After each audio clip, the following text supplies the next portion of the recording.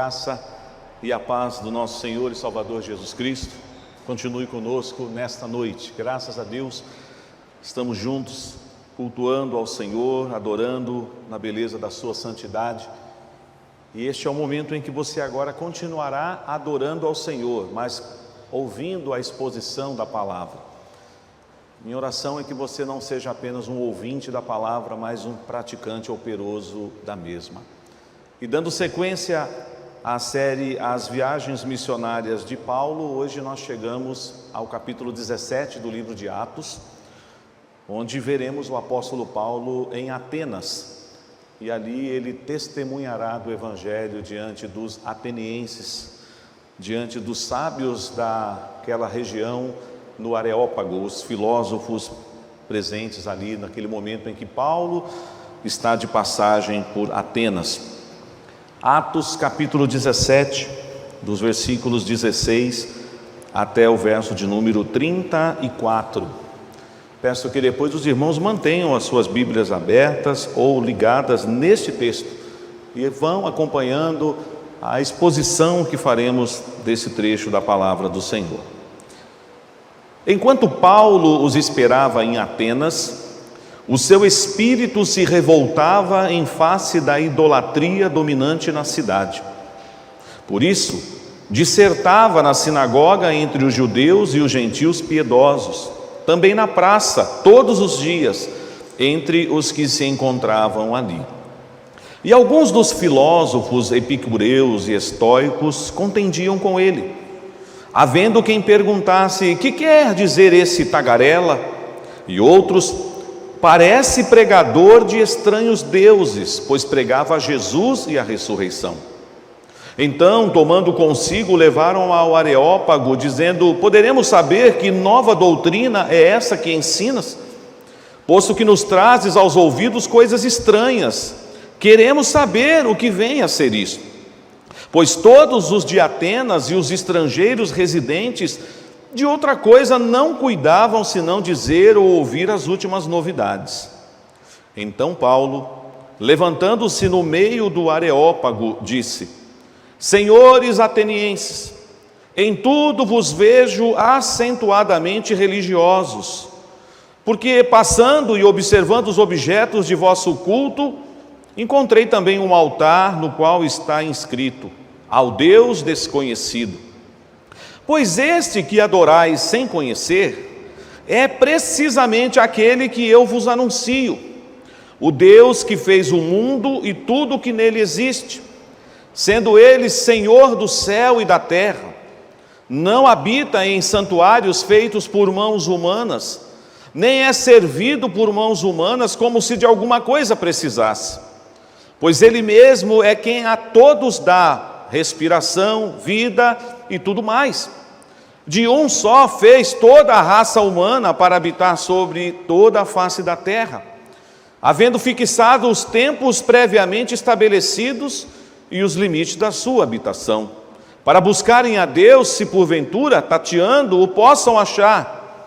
Bem que não está longe de cada um de nós, pois nele vivemos e nos movemos e existimos, como alguns dos vossos poetas têm dito, porque dele também somos geração. Sendo, pois, geração de Deus, não devemos pensar que a divindade é semelhante ao ouro, à prata ou à pedra, trabalhados pela arte e imaginação do homem. Ora, não levou Deus em conta os tempos da ignorância. Agora, porém, notifica aos homens que todos, em toda parte, se arrependam, porquanto estabeleceu um dia em que há de julgar o mundo com justiça, por meio de um varão que destinou e acreditou diante de todos, ressuscitando dentre os mortos. Quando ouviram falar da ressurreição de mortos, uns escarneceram e outros disseram: a respeito disso te ouviremos noutra ocasião. A essa altura, Paulo se retirou do meio deles. Houve, porém, alguns homens que se agregaram a ele e creram. Entre eles estava Dionísio, o Areopagita, uma mulher chamada Dâmaris, e com eles outros mais. Amém. Vamos orar, irmãos, mais uma vez. Senhor, a Tua palavra mais uma vez foi lida, ela é viva, ela é eficaz, lâmpada para os nossos pés e luz para os nossos caminhos. E agora, ó Deus, peço que o Senhor nos ilumine com o Teu Santo Espírito, ao Teu servo para expor essa passagem que acabamos de ler, e a Tua igreja reunida aqui, os nossos irmãos em casa, para que entendam e pratiquem o ensinamento do Senhor nessa noite. Fala ao nosso coração, ó Pai, humildemente nós te pedimos, em nome do Senhor Jesus. Amém.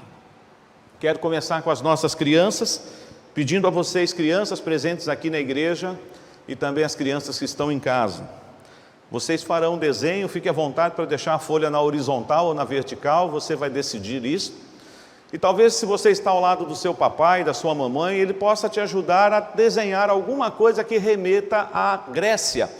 Talvez aquelas colunas da Grécia, alguma coisa que faça você pensar na Grécia, em Atenas. Mas o que você vai desenhar é o apóstolo Paulo num local assim de destaque, como se ele estivesse no centro e ao seu redor vários homens ouvindo Paulo falar. Esse lugar, crianças, que vocês desenharão é o Areópago.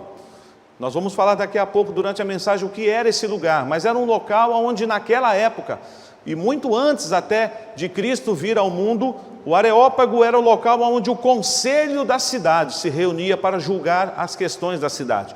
Mas agora, os filósofos epicureus e estoicos vão levar Paulo para debater com ele no Areópago. Então, crianças, vocês farão esse desenho, o apóstolo Paulo no centro e os homens ao redor.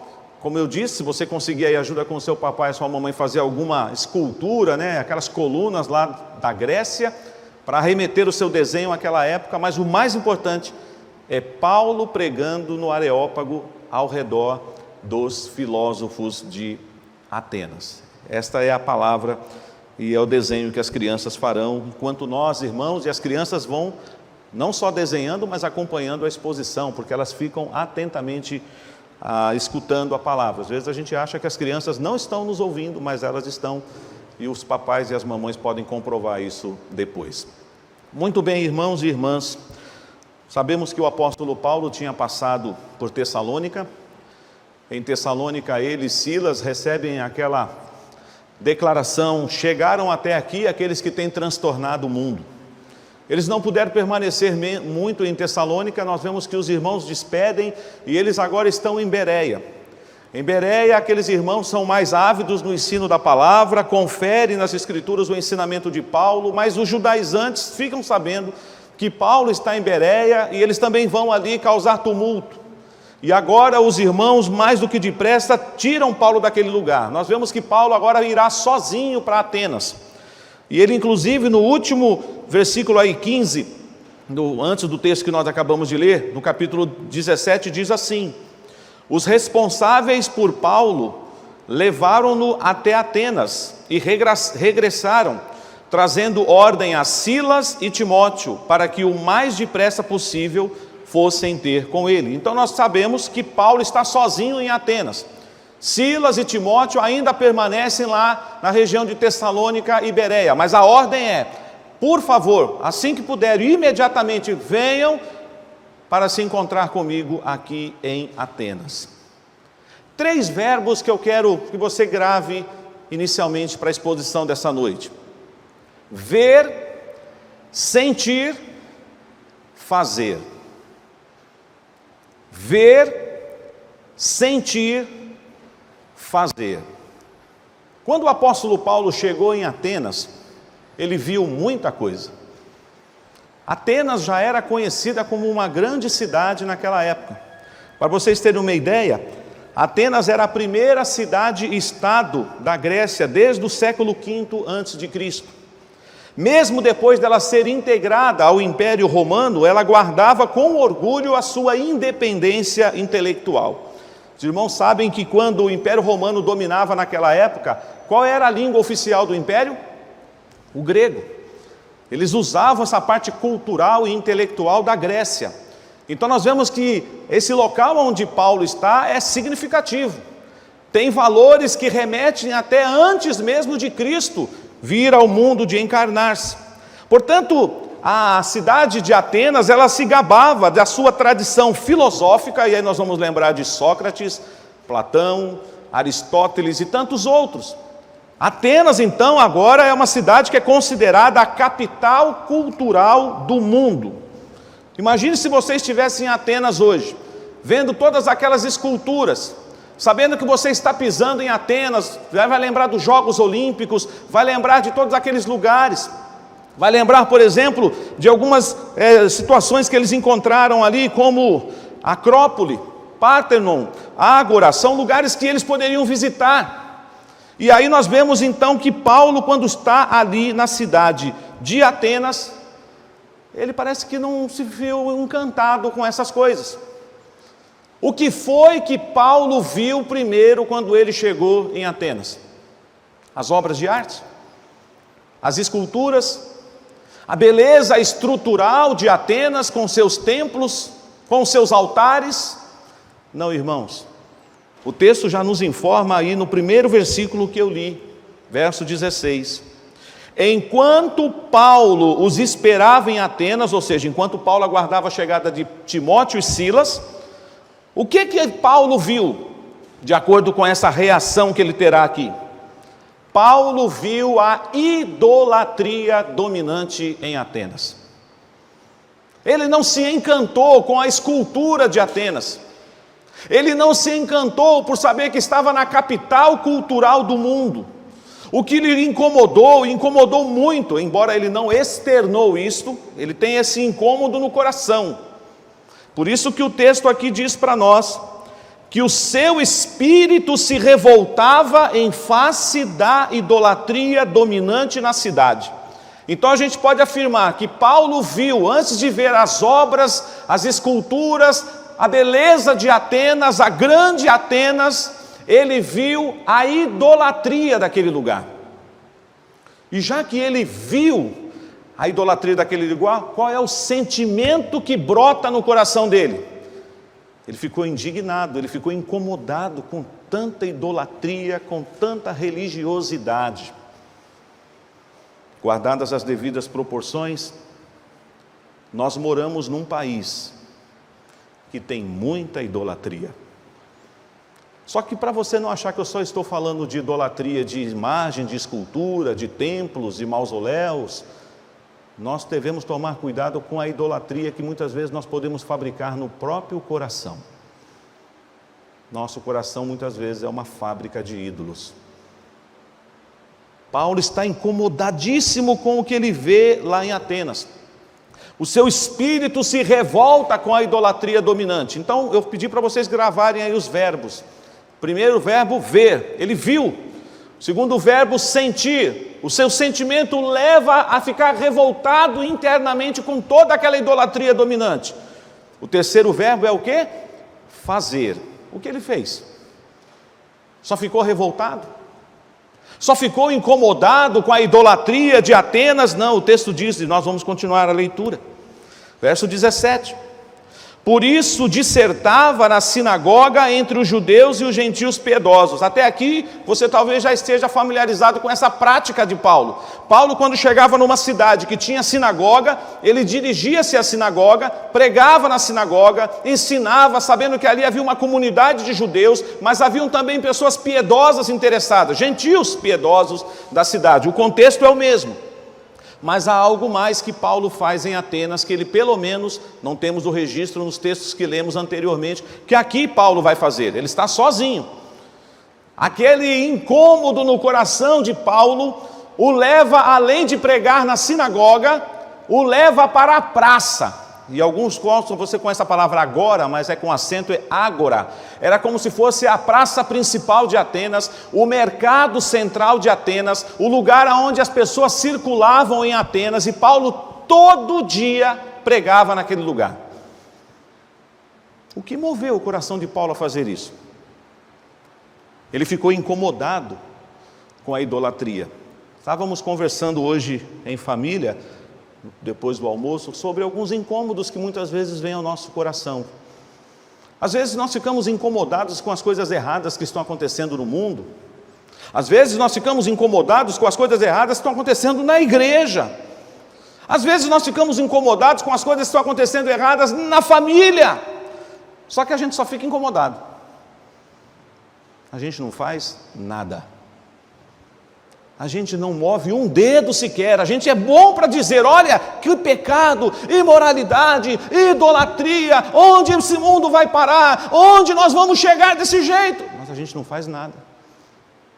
A gente não descruza os braços, a gente fica esperando que alguém venha e faça. A gente diz, alguma coisa precisa ser feita. Olha o mundo como está, os valores sendo invertidos, essas ideologias estão nos sufocando, estão nos jogando contra a parede. Onde isso vai terminar? Paulo em Atenas não conseguiu ficar calado. Paulo prega na sinagoga, mas Paulo prega também na praça. Fez o texto aí, a sequência do verso 17. Todos os dias. Então, irmãos, além de ele ir na sinagoga, agora ele tem uma responsabilidade. Enquanto eu estiver aqui nessa cidade, essa cidade que é a capital dos filósofos, a cidade de Platão, a cidade de Sócrates, a cidade de Aristóteles, a cidade da sabedoria humana, a cidade cultural do mundo, eu vou pregar a palavra todo dia, onde tiver o maior número de pessoas, que são os atenienses. E a palavra de Deus diz para nós na sequência, que os filósofos que estavam ali naquela região, certamente naquela praça, naquele mercado central, tiveram a sua atenção atraída por esse homem que pregava todo dia. Nós temos aí dois grupos, os epicureus, e eu até fiz aqui uma anotação para passar aos irmãos algumas informações. Quem eram os filósofos epicureus? Eles consideravam os deuses tão remotos, a ponto de não se interessarem pelas questões humanas, nem ter influência sobre elas. O mundo estaria então entregue ao acaso, isso os filósofos epicureus, a um ajuntamento aleatório de átomos, não haveria vida após a morte. Então aí vocês já percebem que eles não vão entender muito a pregação de Paulo sobre ressurreição. E Paulo prega Cristo e a ressurreição lá em Atenas. Quem são os estoicos? O outro grupo de filósofos. Eles reconheciam um Deus supremo, mas de forma panteísta, confundindo-os com a alma do mundo. Então o mundo estaria determinado pelo destino e os seres humanos deveriam cumprir seus deveres, contentando-se em viver em harmonia com a natureza e a razão. Mas para simplificar o que os estoicos pensavam, as características dos estoicos era enfatizar a fatalidade, a submissão e a importância de suportar a dor. Então você tem esses dois grupos que estão assistindo, estão vendo Paulo pregar. Agora deixa eu falar algo aqui que eu não disse na introdução, está em tempo ainda. Quando nós estamos num contexto como este, pregando num local tão importante quanto esse na história da humanidade, os irmãos não acham que será muito importante aquele que se põe diante de Deus para pregar, que ele tenha muito preparo para fazer isso? Ou os irmãos acham que qualquer um pode ir lá e pregar? É claro que nós já tivemos experiências no colégio apostólico, por exemplo, como Pedro, que era um pescador iletrado, mas que cheio do Espírito Santo, os membros do Sinédrio reconhecem como ele fala desse jeito. Como ele consegue falar com tanta ousadia, porque ele é pescador, ele é iletrado. Mas sabiam que ele estava falando sobre o poder do Espírito Santo. E Jesus já havia dito isso: não se preocupem quando vocês forem levados diante das autoridades, diante de pessoas superiores, porque o Espírito Santo colocará nos lábios de vocês a minha palavra. Eu tenho certeza que com Paulo não foi diferente. Mas olha como Deus é maravilhoso, irmãos. O apóstolo Paulo, que se você quiser ler depois, lá em Filipenses, ele apresenta o seu currículo, e lá ele diz que ele considerou tudo aquilo como perda, mas ele vai falando um pouquinho, ele fala: eu sou fariseu, eu sou da tribo de Benjamim, sou zeloso. Nós sabemos que ele aprendeu aos pés do mestre Gamaliel, era um homem versado nas escrituras, um homem que certamente aprendeu muita coisa. Então ele não chega aqui assim, sem saber onde ele estava pisando. Provavelmente Paulo era um homem que tinha lido a filosofia, Paulo conhecia o contexto e a cultura deste lugar. E aqui nós já aprendemos uma coisa extremamente importante e desafiadora para os nossos tempos. Se você quer pregar o Evangelho para a atual geração, nós precisamos conhecer a cosmovisão que eles estão seguindo. Qual é o espírito da época? O que é que está norteando o mundo hoje? O que é que um homem pensa? O que é que uma mulher pensa? O que é que um jovem pensa? O que é que um adolescente pensa? O que é que uma criança pensa? Porque senão, irmãos, nós ficaremos à margem. Eu aqui confesso diante de Deus e dos irmãos, que eu às vezes já estou me sentindo assim, porque às vezes eu não estou conseguindo entender toda essa filosofia que está aí fora.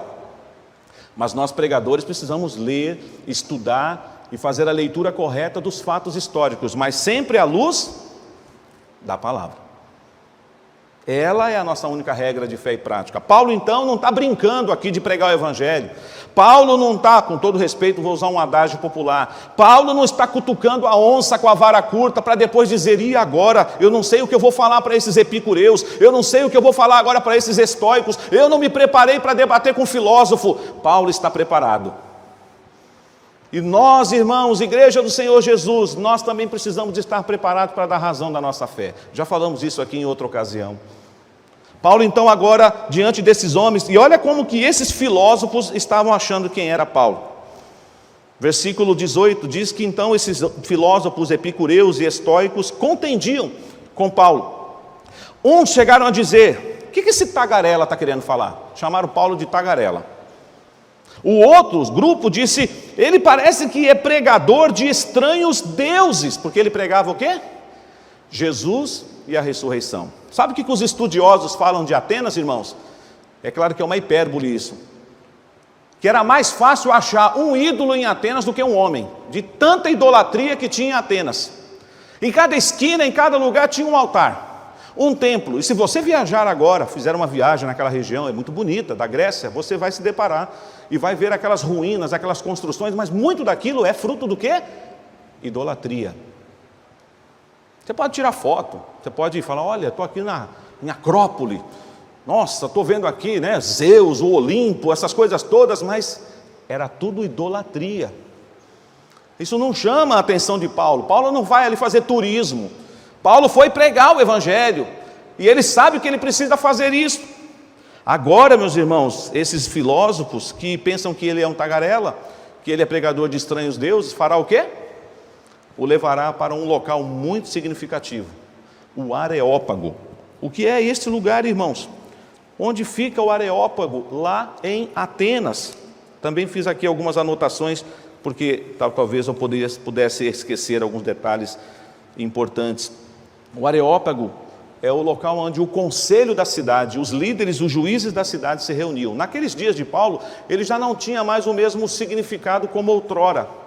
Mas o Areópago era um local então de grande debate entre filósofos. Quando tinha que ter um debate, era para lá que eles iam. Então olha só agora, pegam Paulo, os filósofos levam ao Areópago e chegam lá e dizem, fala para nós que doutrina é essa? Vamos debater, vamos conversar. Coloque-se no lugar de Paulo agora. Como nós trataríamos esse momento? Estaríamos preparados, irmãos, para um debate? Não por debater, a ideia não é essa, vai ter um vencedor, vai ter um perdedor, não é essa a ideia. Quando você for colocado diante de uma situação em que você precisará dar razão da sua fé, você poderá falar assim, pastor, estou conversando com um ateu, estou conversando com uma pessoa que é agnóstica, estou conversando com um desigrejado, estou conversando, você certamente ouvirá cada coisa, mas você precisa estar preparado para dar razão da sua fé, conhecer um pouco da história, do contexto. Tem um amigo meu que é pastor e ele disse que para evangelizar uma moça que estava começando a frequentar a igreja que ele pastoreava, ele precisou ler os livros de Paulo Coelho. Ele falou, Gilberto, foi difícil. Eu tive que ler Paulo Coelho, porque a moça era fissurada em Paulo Coelho, ela falava só de Paulo Coelho. Eu falei, então eu vou ler as obras desse cara para entender o que essa moça pensa. E aí, a partir desse momento, ele falou assim, agora eu tenho um pouquinho de ideia do que está por trás da filosofia, da cosmovisão dessa menina, para evangelizar. Às vezes você vai evangelizar uma pessoa de um determinado grupo religioso, você precisa conhecer, você precisa fazer apologia correta. Não é só defender a sua fé, mas você precisa saber em que território você está pisando.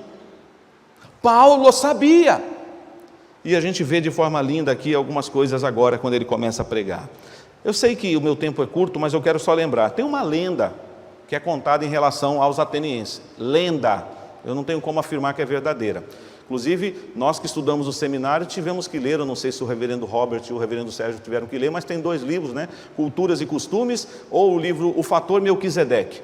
Esses livros têm lá a história que houve uma grande praga em Atenas. Todo mundo está morrendo. E eles começam a clamar para todos os deuses que eles conheciam. E a praga não acaba. Eles trouxeram uma pessoa de uma outra região para Atenas, para ver se a coisa resolve, porque lá não estava dando certo. E cada altar que eles faziam para todo tipo, eles foram tentando lembrar, vai pensando aí, não estamos esquecendo de algum Deus, e pede para esse Deus e a praga não para, e pede para o outro Deus e a praga não para, e foram pedindo, até que este que veio de fora falou assim, bom, acabaram os deuses, vamos levantar um altar para o Deus desconhecido. A gente não sabe quem ele é, mas ele deve existir. E aí, segundo a lenda, quando eles fizeram oração, clamaram para esse Deus desconhecido, a praga parou. Então esse altar ganhou um significado para os atenienses. Olha, a gente não sabe o nome dele, a gente não tem nem como fazer uma forma para ele, nós não tivemos nem como produzir uma imagem para ele, mas foi a partir do clamor que nós levantamos para esse Deus desconhecido que a praga cessou. E isso corre como uma lenda até os dias de hoje. Estou contando isso apenas para mostrar que esse local não era um lugar qualquer. Mas olha que coisa maravilhosa, irmãos.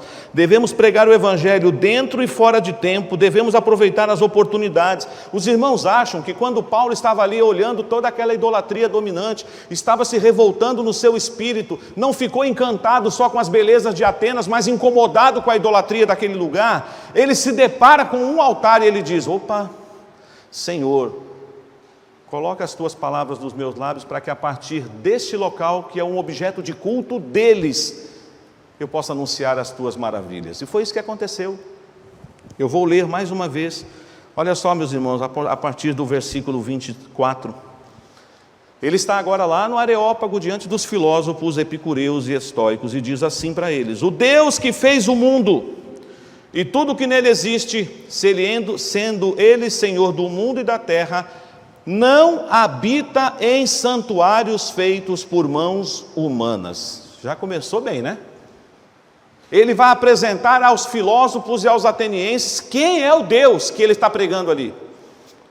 Ele falou, esse Deus que vocês não conhecem, é Ele que eu vim anunciar, e Ele é o Criador do universo. Ele é o Criador de todas as coisas. E esse Deus que é o Criador do universo, segundo o texto aqui, diz, Ele não habita em santuários feitos por mãos humanas. Pode imaginar isso? O que mais tinha em Atenas eram santuários e santuários, e altares, e templos, e templos. E ele vai já fala assim, ó, Deus é o Criador de todas as coisas, Ele não habita em santuários feitos por mãos humanas. Paulo vai direto no ponto. Ele certamente conhece o contexto e o seu auditório e sabe para quem ele está pregando.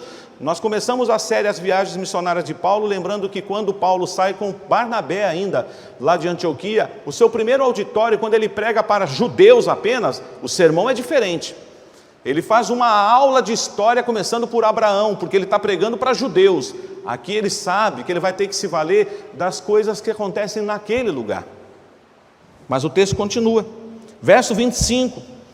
Diz assim, nem é servido por mãos humanas, como se de alguma coisa precisasse, pois Ele mesmo é quem a todos dá vida, respiração e tudo mais. Paulo agora apresenta a Deus como o mantenedor da vida.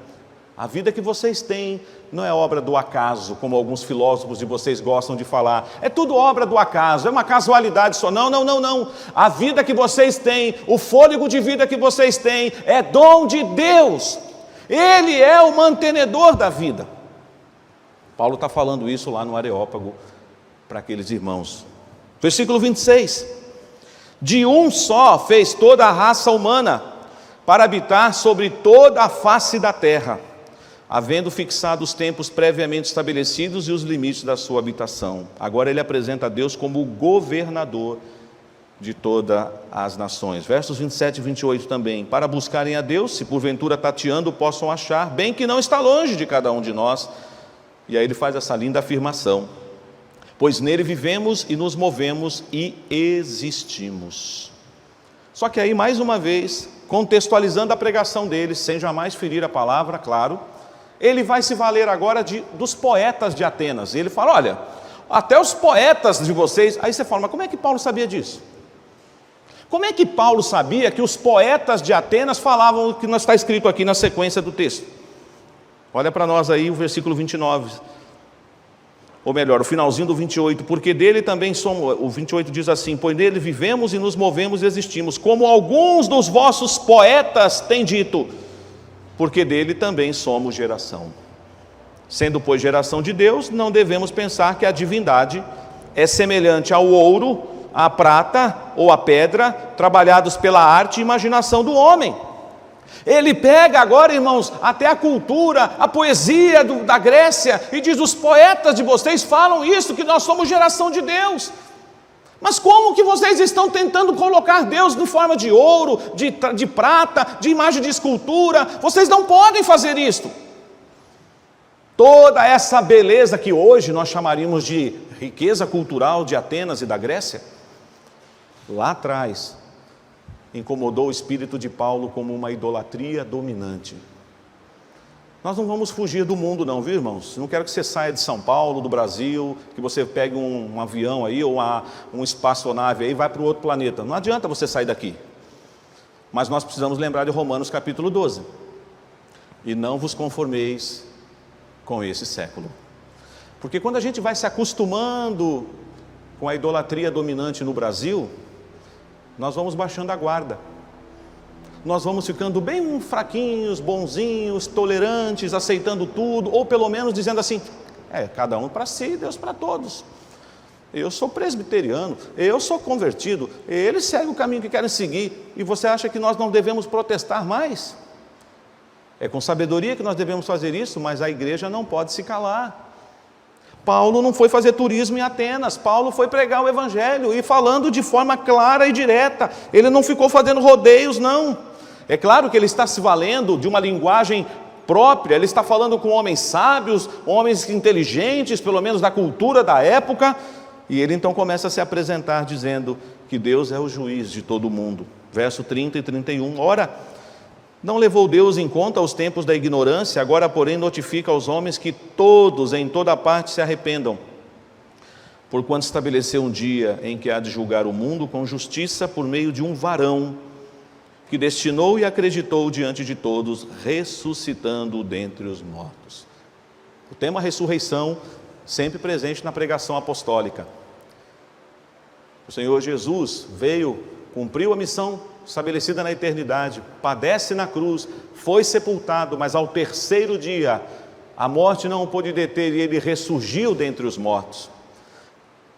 Essa pregação, irmãos, é a pregação que nós temos que falar hoje, esse é o Evangelho, essa é a boa nova de salvação que nós temos que pregar, Cristo morto, mas ressurreto, e que está à destra de Deus Pai, e estamos aguardando a sua gloriosa volta. Já falamos isso aqui também em outras ocasiões, o Evangelho, quando é pregado com fidelidade, inevitavelmente ele vai causar reações. Os escolhidos de Deus, que Deus sabe quem são, abraçarão esse Evangelho. Ao ouvirem a voz do Evangelho, eles se renderão à palavra de Deus, mas muitos vão rejeitar, muitos vão recusar. Dói quando você está anunciando Cristo para um amigo, para um familiar, e depois que ele te escuta educadamente, ele diz assim, não é para mim isso, estou fora. Não tenho interesse. Por mais que você fale, bom, pelo menos fiz minha parte, preguei, você não sai assim, eu pelo menos não saio. Espero que você não saia também dizendo, fazer o quê? Vai para o inferno, está condenado, fiz minha parte. Não, a gente fica triste, ou você não fica? Por exemplo, um versículo que às vezes a gente fica com medo de falar ele, pensando que vai ferir a doutrina da eleição e da soberania de Deus, mas Deus diz, ele não tem prazer na morte do ímpio. Deus diz. E por que nós vamos falar bem feito para aqueles que se fecham contra o Evangelho? Vamos continuar orando, mas naquele momento ele se tranca. É o que aconteceu aqui. Depois ele expor a palavra, versículo 32. Aí lá, esse resultado se dá no Areópago. Quando ouviram falar de ressurreição de mortos, uns escarneceram. Esses aqui certamente foram os epicureus. E os outros disseram assim, os estoicos, A respeito disso te ouviremos noutra ocasião. Interessante, né? Você já teve essa experiência também? Hoje não, eu ouvi, muito bonita a sua palavra, quem sabe outro dia? Nós não temos por hábito aqui ficar fazendo aquela apelação, né? E vai e manda cantar o hino, amanhã pode ser muito tarde, hoje Cristo te quer libertar. E faz uma apelação e ameaça o coitado, e canta mais uma estrofe e apela de novo. Não, irmãos, o Evangelho e o Espírito Santo de Deus tem total liberdade para convencer o homem do pecado e da justiça. É Ele que traz, é Ele que converte, é que transforma. Nós pregamos. Pode acontecer isso nessa noite. Alguém que está acompanhando, alguém que está aqui que não conhece o Senhor Jesus, fala, eu quero esse Deus, eu não quero viver na idolatria. Mas nós precisamos entender que alguns crerão, outros zombarão, alguns darão de ombro, alguns vão dizer, não queremos mais conversar com você sobre esse tema. Ou outros dirão, quem sabe amanhã, outro dia, passa aí semana que vem a gente conversa. Parece que todo o esforço de Paulo em Atenas não teve um bom resultado, mas irmãos, não se preocupe com isso. O resultado que fica nas mãos do Pai. Nós temos que pregar, anunciar. Paulo agora então está ali em Atenas, mas vocês acham que não teve nenhuma conversão nesse lugar? Teve. E eu fico assim às vezes pensando como nós somos, e o perdão pela forma que eu vou dizer isso, mas nós somos muitas vezes medíocres, porque às vezes nós fazemos um trabalho para a igreja, um trabalho para o Senhor, seja uma ação evangelística, uma ação missionária, e às vezes vem uma pessoa, um fruto. Aí tem gente que fica pensando no esforço, no gasto financeiro. Nossa, já fizemos uma mega produção e investimos valores e valores para uma alma. Ah, meu querido, você não sabe o que acontece no céu quando um pecador se arrepende. Está escrito lá em Lucas, nas parábolas de Lucas 15, que quando um pecador se arrepende, há festa no céu. Não é quando 100 pecadores se arrependem, quando 3.000, claro que vai ter muita festa se isso acontecer. Então não subestime os resultados. Às vezes você vai falar assim, nossa, mas só um, pastor? Nós viajamos lá para Aparecida, pastor, e fomos naqueles morros, e carregamos cesta básica, e pregamos, e ninguém. Volte lá, vamos continuar pregando. Porque o texto aqui diz, e nós já estamos terminando, verso 34, houve porém alguns homens que se agregaram a ele e creram, e aí ele cita aí 2 nomes, entre eles estava Dionísio. Quando fala aqui o Areopagita, alguém que estava ali entre aqueles filósofos, teve conversão entre eles, e uma mulher que se chamava Dâmaris, mas o texto não termina aí, diz assim, e com eles outros mais. Quando o apóstolo Paulo chega em Corinto, e ele vê a dificuldade de Corinto, o Senhor durante uma visão fala com ele assim, não temas, eu sou contigo, tem muita gente nesta cidade, prega o Evangelho. Paulo passou lá 1 ano e 6 meses. Nós não vamos expor daqui para frente mais as viagens missionárias de Paulo, mas se você quiser continuar a sua leitura, você verá, Atos 18 fala da chegada de Paulo em Corinto. Atos 19 mostra Paulo em Éfeso. Ele prega na sinagoga, mas depois ele sofre uma dificuldade, então ele vai para uma escola, a escola de Tirano, e ali ele faz um discipulado intensivo. E a partir daquele discipulado intensivo, o Evangelho se espalha por lugares que Paulo não chegou a pisar, mas o Evangelho chegou. Isso nos faz lembrar, inclusive, um pouco da Reforma. A partir da Academia de Genebra, muitos discípulos de Calvino voltaram para os seus países e nasceu o Evangelho. O Evangelho começou a ser pregado naquele lugar. É importante sim, o preparo, o ensino, o discipulado. Após o apóstolo Paulo encerrar a segunda viagem missionária, ele se dirigirá de volta para algumas regiões que ele já tinha passado antes, inicia a terceira e última viagem missionária, mas agora essa é uma viagem mais curta, ele está passando por Tiro, por Cesareia, ele vai chegar em Jerusalém, e em Jerusalém ele será julgado, ele vai de um lugar para o outro, e jogam para cá, e jogam para lá, e Paulo apresenta a defesa do Evangelho, conta como foi a sua conversão, mas não tem jeito, e ele agora vai para Roma. Porque Deus falou, assim como você testemunhou diante desses homens aqui em Jerusalém, você vai fazer isso também lá na capital do império. E Paulo chegará em Roma. Sabemos das suas 2 prisões. A primeira é uma prisão domiciliar, que ele tinha por condição de receber visitas, mas os guardas estavam lá. Interessante que quando ele vai fazer algumas saudações, ele fala assim, principalmente os da casa de César vos saúdam. Como assim os da casa de César? Porque até na família do imperador teve conversão.